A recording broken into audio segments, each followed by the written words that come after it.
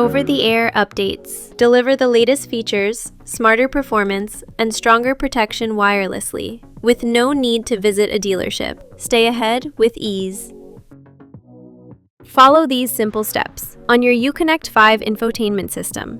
Before starting the installation, make sure the vehicle is switched off and parked. Click What's New to explore the details of the update.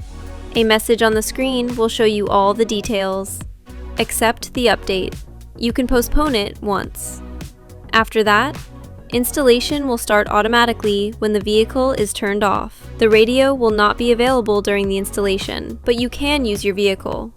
A progress bar on the screen shows the estimated installation time. After the installation, the system will automatically restart. A success message is shown on the main screen.